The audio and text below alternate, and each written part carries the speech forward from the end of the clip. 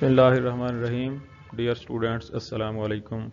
Financial accounting lecture 7 के साथ आज हम पढ़ेंगे। लास्ट लेक्चर में हमने application of rules for debit and credit जो है उनको देखा था। उसके लिए हमने सबसे पहले देखा था कि क्लासिफिकेशन ऑफ अकाउंट्स क्या क्या हैं।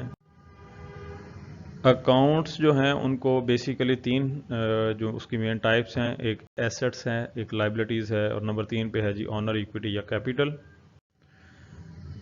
एसेट्स तमाम वो चीज़ें जो कारोबार के लिए वैल्यूएबल हैं, वो सारी एसेट्स होती हैं, जो कि हमने अच्छी तरह से इसको डिटेल से देखा है।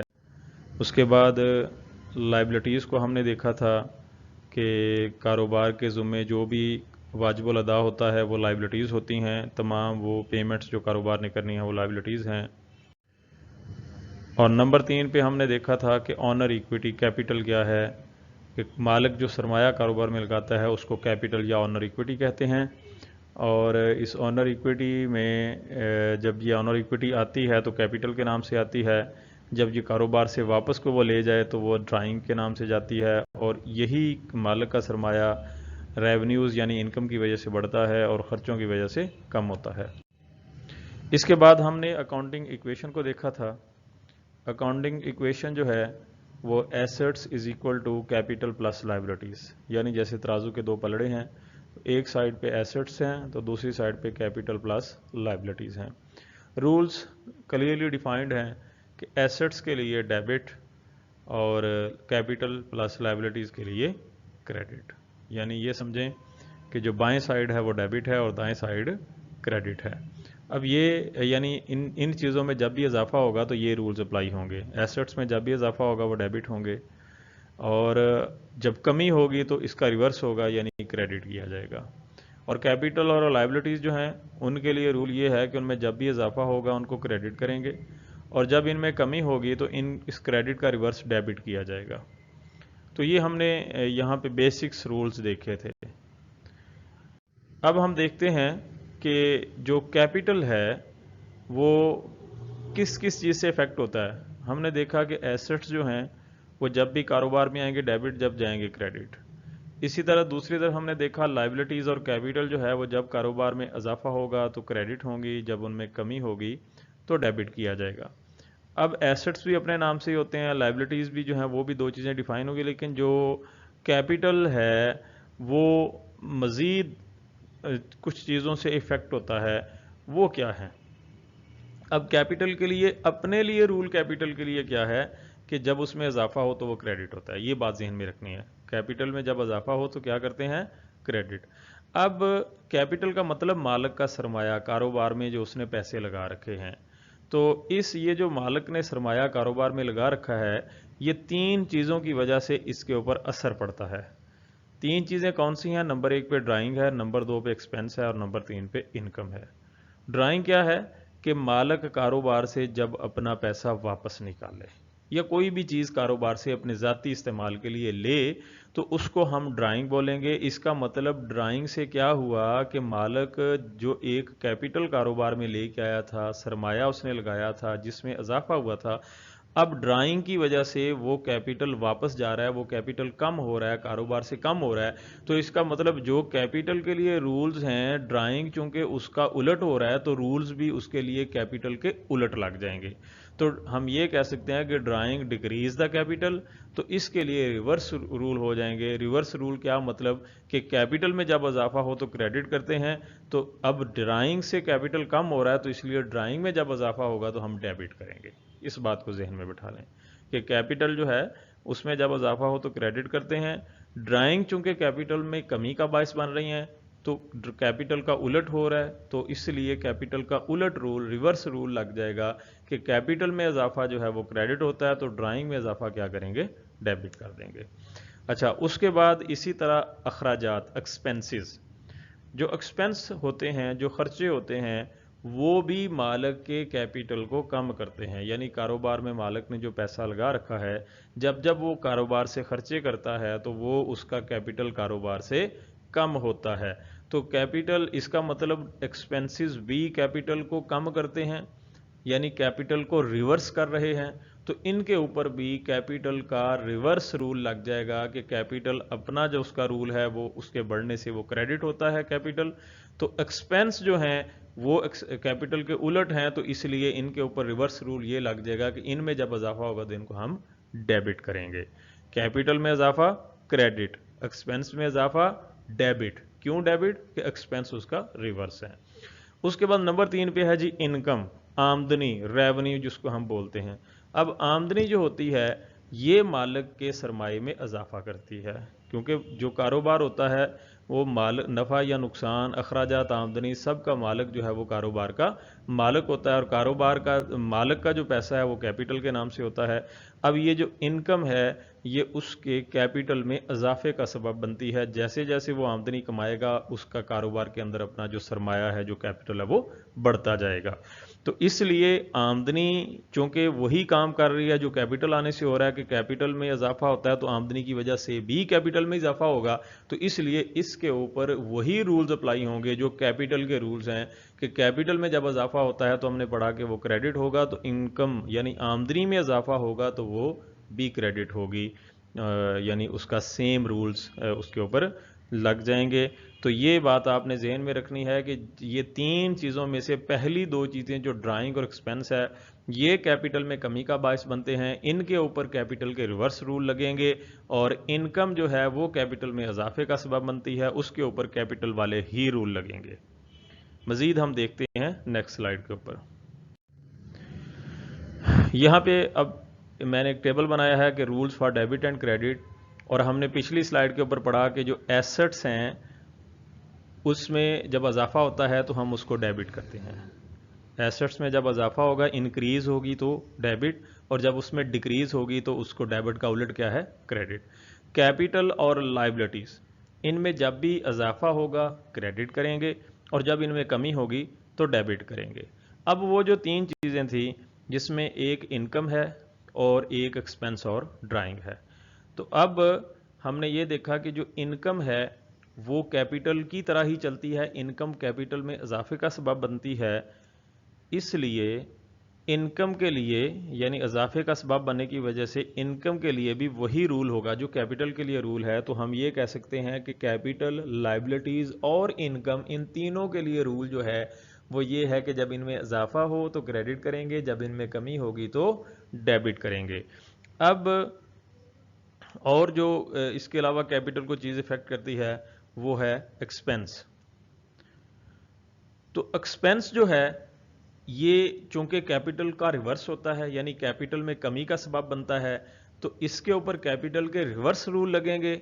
अब कैपिटल के रिवर्स रूल कौन से हैं? जो एसेट्स के ऊपर लग रहे हैं, यानी एसेट्स जो हैं उनके ऊपर रूल ऑलरेडी कैपिटल के रिवर्स हैं, तो हमने इसको एक्सपेंस को भी कैपिटल वाली सफ में शामिल कर दिया कि जो रूल्स एसेट्स के ऊपर हैं वही एक्सपेंसेस के ऊपर हैं। क्यों हैं?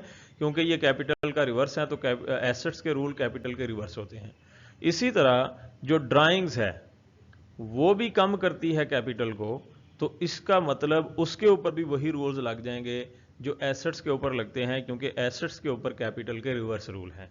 तो हम यहाँ पे इसको जो है वो समराइज कर रहे हैं कि एसेट्स, एक्सपेंसेस और ड्राइंग, ये 3 चीज़ें जो हैं ये जब भी कारोबार में इनमें इजाफा होगा तो इनको डेबिट करेंगे, और जब इनमें कमी होगी क्रेडिट करेंगे। और दूसरी तरफ कैपिटल, लाइबिलिटीज और इनकम, ये 3 चीज़ों में जब भी इजाफा होगा क्रेडिट करेंगे, और जब इनमें कमी होगी तो डेबिट करेंगे। ये मैंने मज़ीद rules of debit and credit आपको मज़ीद समझाने के लिए एक स्लाइड बना दी है, आप इसको भी देख लें। अब हम आते हैं जी कि ट्रांजैक्शंस कैसे की जाती हैं। रूल्स हम पढ़ लिए, इनको आप अच्छी तरह से जब जहन नशीन कर लेंगे जो हमने डेबिट एंड क्रेडिट के रूल्स बनाए हैं, तो फिर आपके लिए ये कोई मुश्किल नहीं होगा कि आप किसी भी ट्रांजैक्शन का एनालिसिस कर सकें, बहुत आसान होगा आपके लिए। लेकिन उसके लिए पहले आपकी एक बेस होनी चाहिए। अब हम सबसे पहली ट्रांजैक्शन जो आम कारोबार में होती है, अगर हमने उसको रिकॉर्ड करना है तो कैसे करेंगे? जब कारोबार शुरू होता है तो उसके लिए ट्रांजैक्शन लिखी होती है स्टार्टेड बिजनेस विद कैश, कारोबार को शुरू किया गया कैश के साथ। अब कैश के साथ कारोबार को शुरू किया, ट्रांजैक्शन पढ़ने के बाद हमने इसका एनालिसिस करना होता है, और एनालिसिस में सबसे पहले हमने ये बात जहन में लेके आनी है कि इस ट्रांजैक्शन की वजह से कारोबार में कौन से कम से कम 2 अकाउंट्स हैं जो हिट हो रहे हैं, कौन से 2 अकाउंट्स हैं। अब जब कारोबार शुरू हो रहा है कैश से, तो कैश का लफ्ज़ है, इसका मतलब कारोबार में आप जब भी कोई ट्रांजैक्शन करें तो आप ये समझें कि आप उस कारोबार के ऊपर बैठे हुए हैं, आप उस दुकान पे बैठे हुए हैं, और अब आप देखेंगे इस दुकान में, इस कारोबार में क्या आया क्या गया, किस चीज़ में फ़र्क पड़ा, कौन सी चीज़ में इजाफा हुआ, कौन सी चीज़ में कमी हुई। ये जब नज़रिया रख के आप सोचेंगे तो आपके लिए ये चीज़ें आसान हो जाएंगी। ये समझे कि मैं बिजनेसमैन हूँ और मैं कारोबार में बैठा हूँ, और कारोबार में इस ट्रांजैक्शन से कारोबार की माली हालत के ऊपर क्या असर पड़ेगा, कौन सी 2 चीज़ें हैं जिनके ऊपर इफेक्ट पड़ सकता है, कम से कम 2 से ज़्यादा भी हो सकती हैं जिनके ऊपर इसका असर आएगा। अब कारोबार जब शुरू हुआ तो 2 चीज़ें जो हैं वो असरअंदाज होंगी। एक, कारोबार में कैश आएगा जो कि बड़ी सीधी सी बात है, और दूसरा, मालिक का सरमाया बढ़ जाएगा। एक कैश कारोबार में बढ़ जाएगा और दूसरा मालिक का सरमाया आ जाएगा। अब ये 2 चीज़ें हमारे सामने आ गई कि इस ट्रांजैक्शन से एक कैश और एक कैपिटल, 2 चीज़ें जो हैं उनके ऊपर इफेक्ट होगा। अब कैश जो है वो आने से कारोबार में कैश में इजाफा होगा, यानी पहले कोई कैश नहीं, ज़ीरो है, तो इसका मतलब जितना कैश आ गया तो वो उतने से कैश में इजाफा हो गया। इसी तरह कैपिटल जो कि अभी ज़ीरो था, अब इसके बाद अगर वो मालिक कुछ लेके आएगा तो वो कैपिटल में इजाफा होगा। तो अभी भी ज़ीरो था, तो ज़ीरो से यानी कैपिटल, जब उसने कारोबार शुरू किया, कारोबार में कैपिटल लगाया तो कैपिटल में इजाफा हुआ। दोनों चीज़ों में इजाफा हो रहा है। अब आपने क्या करना है कि दोनों चीज़ों को ज़हन में लेके आना है कि ये कौन सी चीज़ें हैं और ये इंक्रीज़ हो रही हैं या डिक्रीज़ हो रही हैं और इनके ऊपर रूल्स क्या लगेंगे। अब पहली चीज़ कैश है, और कैश का हमें पता है कि ये एक एसेट है, एक असासा है, और एसेट में क्या हो रहा है, कैश के आने से उसमें इजाफा हो रहा है, इंक्रीज़ हो रहा है। और इंक्रीज़, जब एसेट इंक्रीज़ होता है, एसेट में इजाफा होता है, तो हमने पढ़ रखा है, उसके लिए रूल है, उसको हमने डेबिट करना है। तो कैश को हम क्या करेंगे, इस ट्रांजेक्शन में डेबिट करेंगे। उसके बाद दूसरी चीज़ है जी कैपिटल, जो कि ऑनर इक्विटी, यानी ऑनर इक्विटी जो है उसका एक कंपोनेंट है, मालिक का जो कारोबार के अंदर हक है उसमें से कैपिटल है।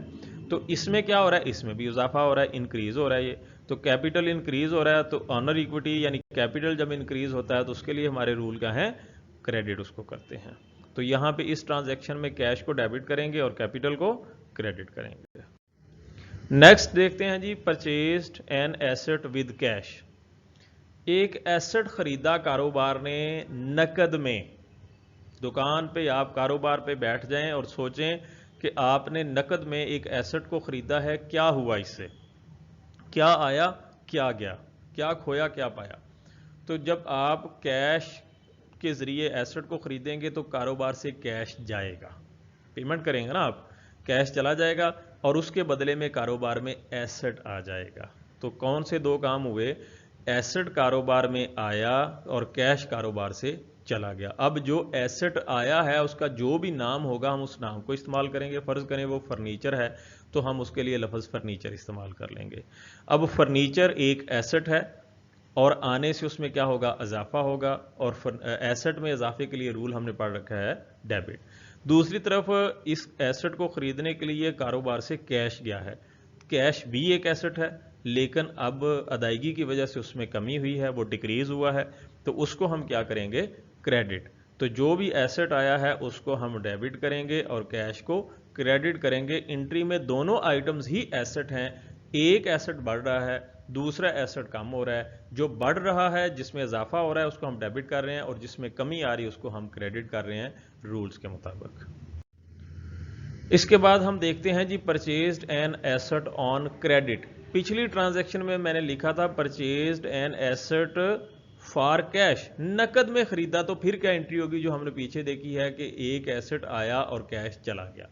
अब ऐसे भी होता है, कारोबार में उधार भी होता है। तो अगर आप कोई एसेट खरीदते हैं लेकिन पैसे अभी नहीं देते, पैसे आपने आने वाले वक्त में देने हैं, तो फिर क्या एंट्री होगी, फिर क्या काम होगा। अब इसमें फिर वही आप सोचें कि कारोबार की सेहत पे क्या असर पड़ा, कारोबार में बैठे हैं। जब आप एसेट परचेज करेंगे उधार पे, तो एसेट तो इस सूरत में भी आपके पास आएगा, जैसे नकद में आपके पास फर्नीचर आपने लिया, फर्नीचर आ गया, तो यहाँ पे भी आपने अगर उधार में भी खरीदा है तो फर्नीचर तो कारोबार में पहुंच गया, एसेट में इजाफा हो गया। तो पहला काम ये होगा कि आपके पास फर्नीचर नाम से या जो भी आप एसेट खरीदेंगे उस एसेट में इजाफा हो जाएगा, तो आप इजाफे की वजह से उस एसेट को डेबिट कर देंगे। फर्नीचर है तो फर्नीचर को डेबिट कर लेंगे, ये बात तो उसी तरह सेम हो गई। दूसरी तरफ क्या है कि अब नकद में तो कैश गया था, जो कि एक एसेट था, कमी की वजह से क्रेडिट हो गया। अब आप कैश नहीं दे रहे, कारोबार से कैश नहीं जा रहा, बल्कि कारोबार से कैश ना देने की वजह से कारोबार की जिम्मेदारी में इजाफा हो रहा है कि आने वाले वक्त में कैश देना है। अभी कैश नहीं, कि अभी जाता तो कैश के साथ हम अमल कर देते। अब कैश नहीं दिया, लेकिन क्या हमने ये कैश देना ही नहीं? क्या हमें ये फ्री में एसेट मिला है? नो, ये एसेट तो हमें पैसों में मिला है। सिर्फ ये हुआ है कि एसेट के पैसे हमने बाद में देने हैं, अभी नहीं देने। इसका मतलब देने हैं, और इस देने की वजह से, यानी देने हैं ये वाली जो मामला है, इसकी वजह से कारोबार की जिम्मेदारी में इजाफा हुआ, कारोबार की लायबिलिटी में इजाफा हुआ। ठीक है, तो लायबिलिटी में जब इजाफा होता है तो उसके लिए हमने रूल पढ़ा है, उसको हम क्रेडिट करते हैं। ठीक है, तो लायबिलिटी जिस बंदे से हमने लिया है, अगर उसका नाम होगा तो हम उसके नाम को इस्तेमाल करेंगे। ए है, बी है, सी है, अली है, अहमद है, जो भी उसका नाम है। और अगर नाम नहीं होगा तो फिर सिंपल हम अकाउंट्स पेएबल लफ्ज लिख दिया करेंगे। अगर नाम होगा तो नाम लिख के हम ब्रैकेट में छोटा ए ओवर पी लिख देंगे कि ये बंदा हमारा अकाउंट पेएबल है। और अगर नाम ना दिया उस सवाल में तो फिर हम अकाउंट्स पेएबल पूरा ही लफ्ज लिख देते हैं कि ये पैसे हमने किसी को देने हैं। ठीक है, तो ये बात दोबारा मैं रिपीट कर रहा हूं कि जब उधार में एसेट खरीदेंगे तो कारोबार में एसेट आएगा, एसेट में इजाफा हो रहा है, वो डेबिट हो जाएगा। दूसरी तरफ कैश नहीं जा रहा, बल्कि कारोबार पे जिम्मेदारी आ रही है कैश को अदा करने की। आने वाले वक्त में जिम्मेदारी यानी लायबिलिटी जिसको हम इंग्लिश में बोलते हैं, उसमें इजाफा हो रहा है, और इजाफा लायबिलिटी में इजाफा हो तो उसके लिए रूल है क्रेडिट, तो हम इसको क्रेडिट कर देंगे। तो इस एंट्री में फर्ज करें हमने फर्नीचर उधार में खरीदा है, और ख़रीदा है जी अली से हमने ख़रीदा है, तो हम एंट्री करेंगे फर्नीचर डेबिट अली, ब्रैकेट में A over P account payable credit.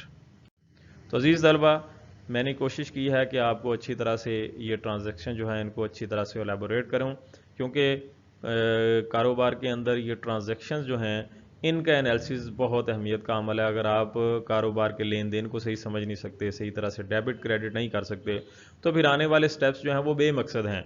क्योंकि ये होगा तो उसके बाद आगे हमने लेके चलना है। आगे तो यही है कि इन्हीं एंट्रीज को उठा के हमने चलना है फाइनेंशियल स्टेटमेंट्स तक के, हमने प्रॉफिट मालूम करना है, हमने लॉस मालूम करना है। लेकिन ये अगर एंट्रीज ही गलत होगी तो आपका सही प्रॉफिट या सही लॉस नहीं मालूम हो सकता। तो इसका मतलब अगर आप एंट्री सही नहीं कर रहे तो आप फिर अकाउंटिंग ही ठीक नहीं कर रहे, आपके जो रिजल्ट्स हैं वो भी रिलायबल नहीं होंगे, आपका जो इनकम एंड एक्सपेंस आप कैलकुलेट करते हैं तो वो भी रिलायबल नहीं होगा। तो आप स्टूडेंट्स इन रूल्स को अच्छी तरह से देखें, डेबिट एंड क्रेडिट के रूल्स को जो है वो अपने जहन नशीन कर लें। उसके बाद ट्रांजैक्शंस का एनालिसिस जो है उसको आप देखें। इंशाल्लाह ये इसके बाद आप जो हमने क्वेश्चन किए हुए हैं पहले, वो भी आपको सारे समझ आ जाएंगे जब आप दोबारा उनको देखेंगे। और आइंदा भी कोई भी ट्रांजैक्शन होगी तो आप उसको इंशाल्लाह अच्छे तरीके से कर सकेंगे।